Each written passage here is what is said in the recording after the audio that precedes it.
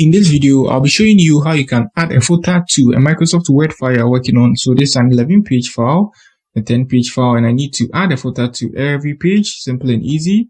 You move to this ribbon or this tab, insert, and now I come to footer here, and I choose any of them. So now I choose any of them, so I think this is more good. Yeah. So now I need to enter what I need to enter there. So let's say So now I enter my channel name here. That's it. And I press on the escape to, leave this page, or you can close this by tapping on that here. And I have a footer there. And now I have a footer here inserted on all the pages. Simple as that. So that's it on how you can add a footer on a Microsoft Word file you're working on Word. If you are new here, you give me a like, subscribe to my channel. Peace.